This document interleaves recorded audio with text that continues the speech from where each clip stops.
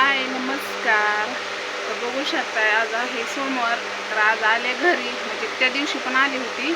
आपल्या पनवेलच्या ताईनं पार्सल पाठवलं होतं ना, आणि पण उभे उभे आली, ठेवलं आणि व्हिडिओ शूट केला आणि गेली. कारण आता सीजन रविवारी बंद चिखल झालाय, पण जे माल राहिलेला असतो ते सगळं भटीला पॅक करायचं आणि मग हिशोब करायचं. आणि मालकातर्फे जेवण असतंय, म्हणजे मला जेवल्याशिवाय कुणीच जायचं नाही, नाही तर हिशोब तवर करणार नाही. मग आधी बिर्याणी करणार आहेत का काय करणार आहे माहीत नाही, पण करणार आहे ती. म्हणलं कधीच्या काळी, आता किती दिवस झालं मला तर बिर्याणी खाऊ वाटतील, पण करायला टाईम नाही आणि कामाने काय सुधरत नाही. आणि वड माझी लागते.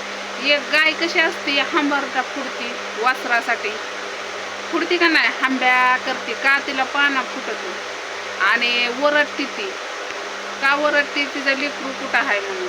मग मला असं होतं की मला बांधलेवणी झालंय आणि मला असं वाटतं की कधी मी बानूकडे जाऊ. म्हणजे एक गायमध्ये माझ्यामध्ये काहीच फरक नव्हतो. म्हणजे सांगायचा उद्देश असा आहे की गायला कसं हंबरडा फुटतो तसं मला पण फुटतं. असं वाटतं तिला कधी पळत जावावा वासराकडं. मला पण असं वाटतं कधी माझ्या या वासराकडं पळत जावावं. बघा ही वासरी आंघोळ घातली, आल्या आल्या गार पाणी, बघा गार पाण्याने आंघोळ घातली आणि मग आता खेळायला लागली. आणि जुगाड बघायचं का कसं केलंय मी, काय करायचं.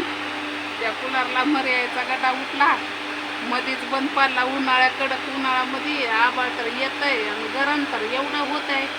उन्हामुळं होत आहे का ती लाईटी सुद्धा लगेच जाते त्या, कारण उन्हाचं काय म्हणतात ती वाढलंय, ऊन काम काय म्हणतात त्याला, उन्हाचं हे वाढलंय म्हणतात. कितीतरी हे झालंय ऊन वाटतंय. ती कूलर बंद पडला, मग टायल गार केला आणि मग हवा बाणूला लागते. हवा कशी बाणू हवा खाते, जरा बरं वाटतंय. झळया झळया झळया मग लिखो माझं हे होतं या. मग आंघोळ घातली, आल्या आल्या गार पाण्याने, मग बसले आपलं. आता जेवणाचा टाईम झालं. ही सुद्धा गरम लागते बाणू. उन्हामुळं माणूस गरम होतंय आणि वाटतंय की बाया किती लेकराला ताप आला. पण तिच्या अंगावर गार कापडा करून टाकतो. दिवसातनं 2 वेळा आंघोळ घातली. पाणी पण आमच्या इथली मोटर बिघडली वाटतं ना, आपल्याकडं बारकी मोटर नाही किंवा पाईप तसला मोठा असला का नाही. इथनं आमच्या पाठीमागं आड आहे बघा, आड कुणाला माहिती आहे का नाही मला माहीत नाही.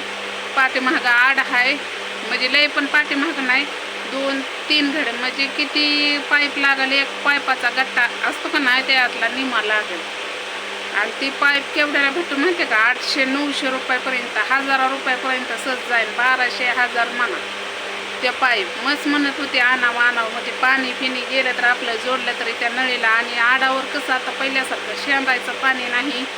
आणि तिथंच टाकी केलेली आहे, मोठं बॅलर आहे त्याच्यात पाणी, आणि ते कॉकमध्ये कुणीला ज्याला लागतं ती त्याला नळी लावायची आणि पाणी नेते ती.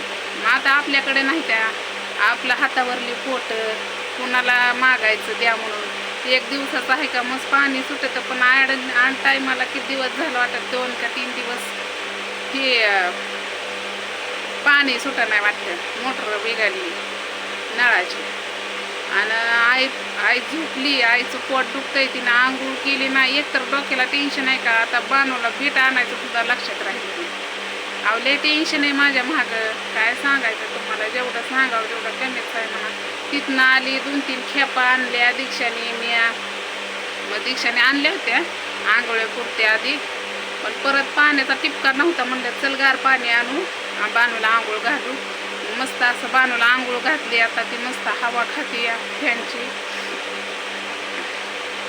आले जीव आरे पडलाय. मस्त आता थापायचं बंद झालंय म्हणायचं, पण माल फड लावायचे 2, 1 लावलाय, अजून 2 बाकी आहेत. ते फड लावायचं. जेव्हा ते फडातलं फड सगळं संपत येलं तेव्हा ती हिशोबाला घेतो. असं आहे, लय अवघड आहे, लय जीवाचं हल हल हल हल हल. आता 2-3 वाजल्या की वाहतुकीला जायचं. मग म्हणलं चला पटकन जाऊन यावा. गारा आज थापला, सोमवारचा गारा सकाळनं थापला. आता आजपासनं जी बंद पट्टा पडला म्हणायचं, पण अजून 2-3 दिवस, म्हणजे 20 तारखेपर्यंत येते म्हणायचं मी घरी. कारण मला पण असं उत्सुकता आहे की कधी मी घरी जाऊ, कधी हे करू. पाणी पिली, नुसतं जेवण केलं, चिकल झाला, भात गरम केला, खाल्ला आणि आली बघा. काय करायचं, मसी वाटत नाही उन्हात आणायचं, असं वाटत होतं झोपावा, पण इलाज नाही. माझं वासरू आहेत की 2, त्यांच्यासाठी पळावं लागतंय. जेवढं काम करायला तेवढं कमीच आहे.